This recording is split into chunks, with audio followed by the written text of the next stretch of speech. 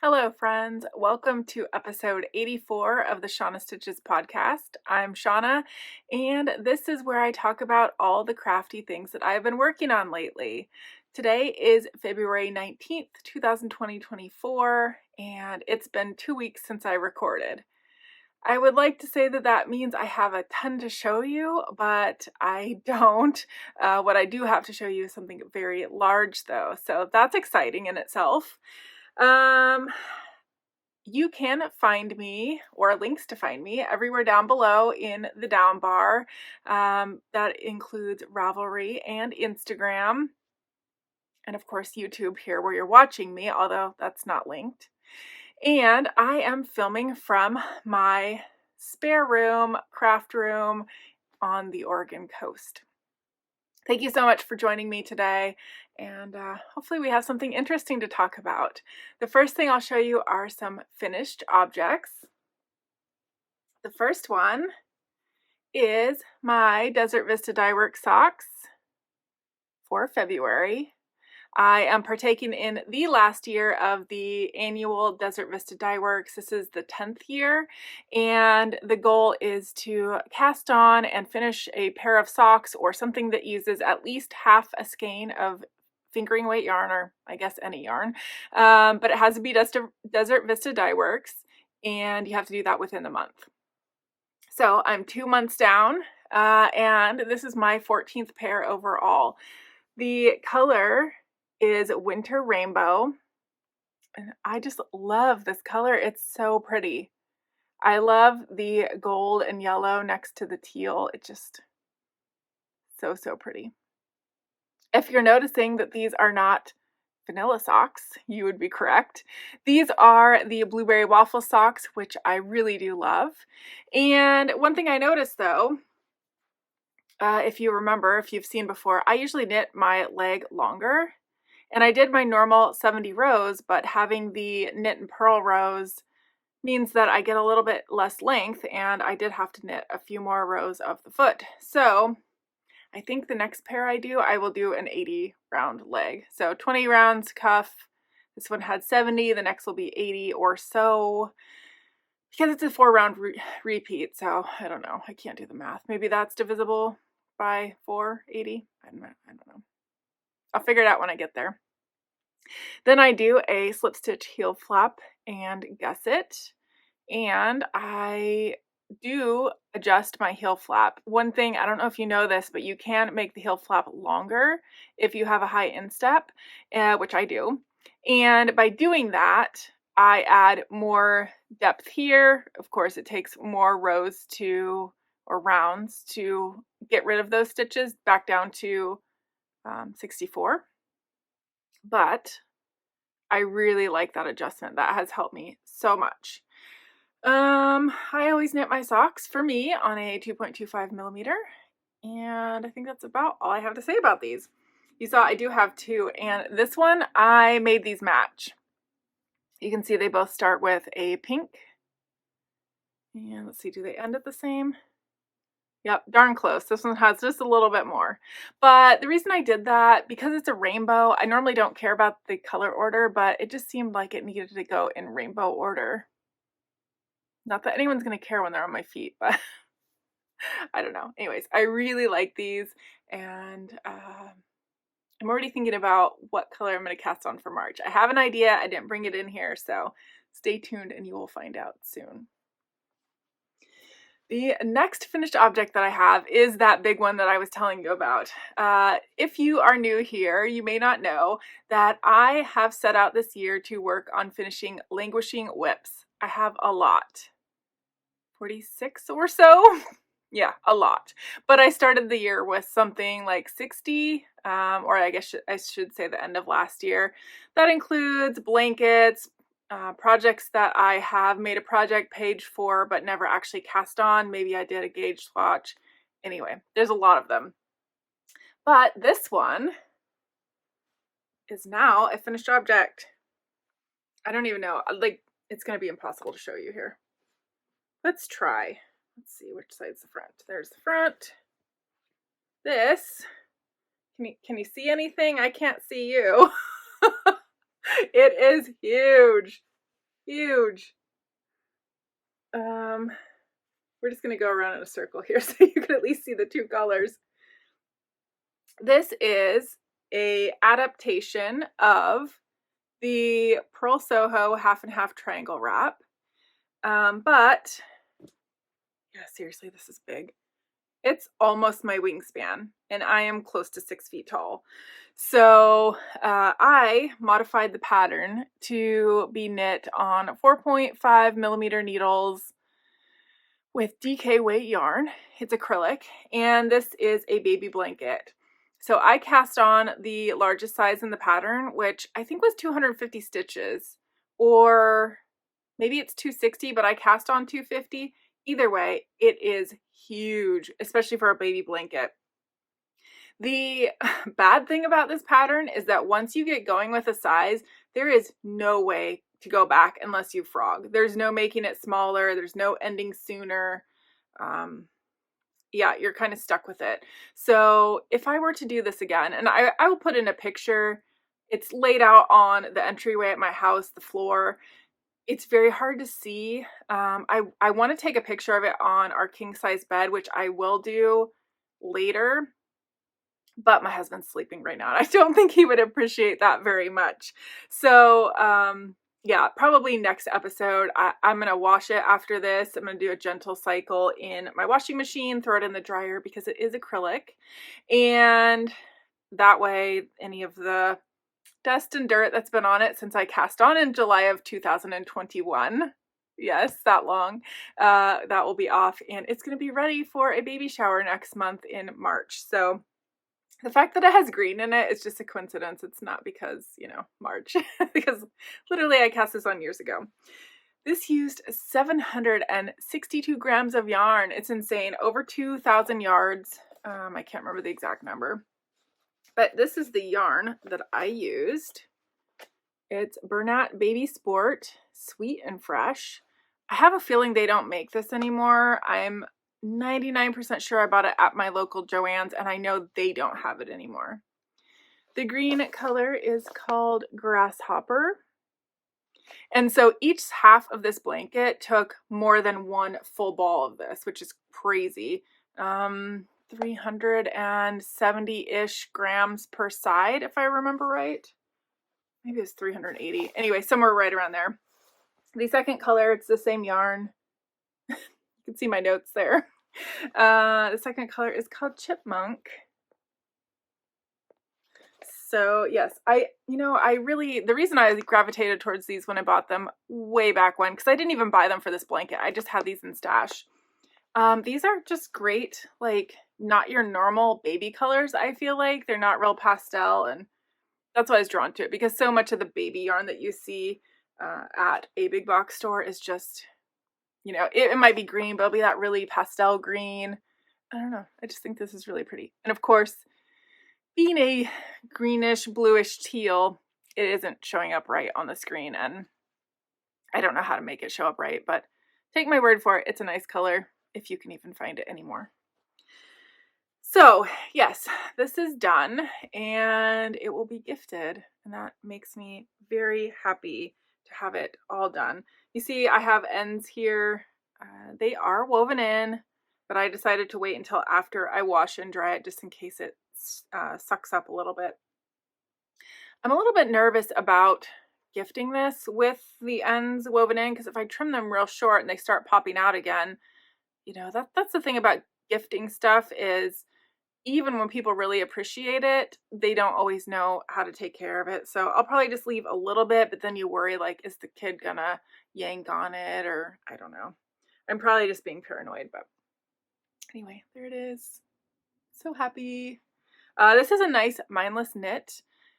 Towards the end, not only do the rows start getting really long, but it was just very heavy, obviously 762 grams, and it was very difficult to kind of switch around each row. That being said, I did enjoy it. I would make this again. I would probably cast on somewhere between like 175 and 200 stitches. Would still be quite large, because I'm not going to sit here and count in front of you, but 50 stitches is probably approximately that. So if you can imagine that much square coming off, I mean, it's probably a foot. It would still be quite sizable because it still doesn't even fit in the screen. Huge. All right. Let's see. So those are both of the finished objects. I don't have any other to show you. And that was why I didn't record last week, because I really only had my Desert Vista Dyeworks socks to show for it, and it just didn't seem like I had all that much to say. That being said, let's talk about a few whips. I, after finishing that blanket, immediately cast on a hat, a baby hat. This is the Purl Soho classic ribbed hat. I don't know, apparently I'm just on a Purl Soho kick right now, but it seems like a 1x1 rib hat will be nice and stretchy. I am making the second size, even though it's going to be for a baby, because obviously with the 1x1 rib, it will be very stretchy. But also I hear that, a lot of parents get newborn size gifts and they can wear them for such a short amount of time. So this hat should fit next winter. I mean, it might fit this winter like very loosely, but for sure it will fit when we get cold weather next year. And that is in the Grasshopper color as well. The other whip that I have to show you, I swear you're going to see this all year long. Hopefully it doesn't take me more than a year. But this is my Lochcorran Vest, knit out of Holst Garn Supersoft. And I'm snagged up real good here. There it is. I have now finished the 2 pattern repeats. So each of the 2 yellow rows is 1 pattern repeat. So I did finish the second one. I can't remember if I need to finish 4 or 5. I think 5. So I'm not even half done with the body yet. But it is getting bigger. That's what, maybe 5-6 inches, maybe? Don't have a ruler handy. But it is getting bigger. The rows just take a very long time, and regardless of how many rows I seem to do, I still have to look at the pattern, which isn't a bad thing. And then because my 2 grays are so close in color, I have messed up a time or two and had to tink back, which it's not really fun in color work. I am still on my first little cake of the darkest color. This is the Slate Gray, Holst Garn Supersoft, and I don't know, I'm really hoping, let's see if I can find, I can't remember how many I have. If I have 3 or 4 of the darkest color. I think only 3. So yeah, there's all my darkest color. Hopefully that should be enough for the whole thing. I guess I'm kind of thinking like there's sleeves, but there's no sleeves. So I really just need to do the body. So I should have more than enough of that. The lighter gray is flannel gray, which you can see there is a difference, just not a lot. And the yellow color is a pineapple, which I really love. And the orangey pinky red is Rose Garden. Kind of see that? The yarn's all wrapped around it. Anyway, so that is a very slow work in progress, but since I did make some progress, I wanted to show you guys. I don't know when I'll knit on it again, but hopefully I'll make a little progress soon. I think the baby hat will take precedence, and the nice thing about that is it is a autopilot knit. Like I can sit there and do 1x1 rib and read. So that's all the knitting and crafting, and if you want to stick around, I have a little bit of life stuff to talk about. Since I just mentioned reading, I will mention that I'm still reading the Outlander series on my Kindle.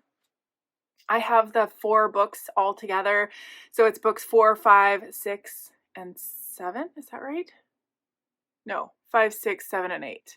So I'm on book 7, which is An Echo in the Bone. The total pages for those 4 books, the whole file, is like 6,300.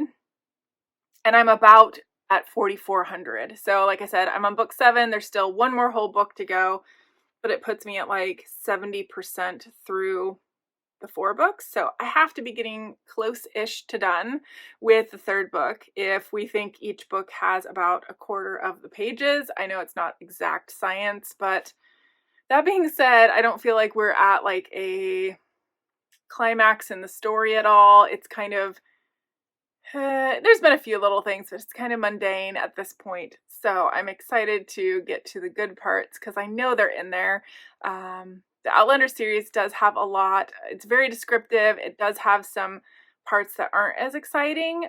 That being said, I love the overall stories, and those less than interesting parts always become important later. So I am enjoying that. The other book that I am reading is not a read for fun book, but I'm hoping it's a read for a good outcome book. I am reading this. It's an actual physical book, which is weird. It's called Thyroid Power, and it says 10 steps to total health. I think I'm still on step 4. There is nothing earth-shattering yet. I do have hypothyroid, and it sucks, even on medication. So my husband, I think, was just tired of hearing it, and I woke up one morning to this sitting at the dining room table where I normally sit and have my coffee in the morning. And I took it as a hint that maybe I should read it.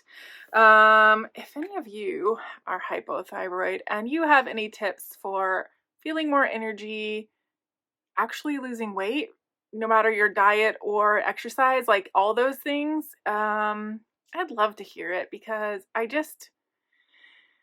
feel stuck. It doesn't seem to matter how much exercise I do. The exercise just makes me extra tired because I don't have the right energy. And when I go to my doctor, she says all my levels are normal. And I will be honest, I do not feel normal. I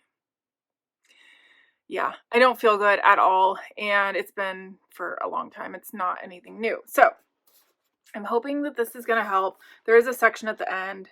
Like I said, I'm not very far into it, but there's a section at the end called Show This to Your Doctor. So, I've told her that I still don't feel good, and she did a whole battery of tests, like blood work tests, and said everything came back normal.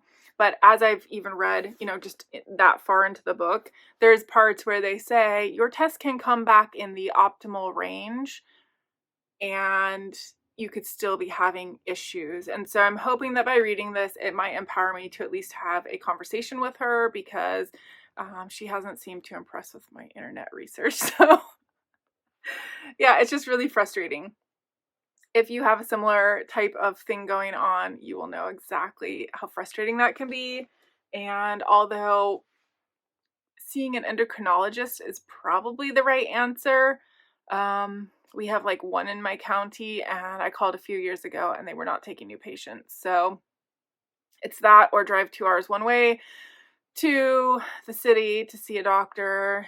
And here's my reservation. You can go to a new doctor, and that doesn't mean that you're going to get a different answer. So that's why I'm super hesitant.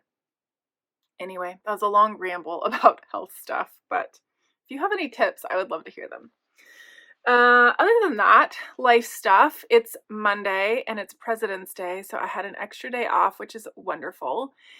And that allowed me to finish the blanket. And I, yesterday, went and got the very last session of my tattoo. And I've said that so many times now. I'm like, he says the next one's the last one, last one, last one. And finally, it is the last one. He says he's done. I do not have an appointment scheduled in the future. And I am so happy about that. I don't dislike the tattoo in any way. I'm very happy with it. It's a cover-up, so the fact that you can't really tell it's a cover-up is even better. And I will feel very comfortable in public let me rephrase that. I will feel as comfortable in public in a dress or shorts as I can because it's not really what I wear normally. But just not having what I had on there before will make me feel more comfortable in public. So that's a good thing. And it's in the healing process now. So I'll pop a few pictures in of what it looked like yesterday after the tattoo session. Obviously, when things heal, the color will change just a little bit and it will look a little different, but not too much. And yeah, I think that's about it. I am excited to only have a 4-day work week this coming week. And then the week after that, I'm going to be going away to training for, I think it's 2 days, 3 nights, 2 days. And so I don't know what that means for the podcast, but when I have something to talk to you about, I will definitely record another podcast. I was trying to do for weekly, but I don't always get enough progress. And then I feel silly kind of just talking about one thing. So when I have a few things to show, I will record again. I think that's about it. If you had today off, I hope that you are having a good time getting some extra crafting in or seeing family, all those good things that come with extra time off. If you're having to work, I'm so sorry. I have had many of those working holidays and I know how sucky it is. Hopefully you're at least getting paid more. That'd be great. All right, I'm going to go ahead and sign off. Tell you all, I hope you have a wonderful day whenever it is that you're watching this. And until I talk to you again, happy crafting. Bye.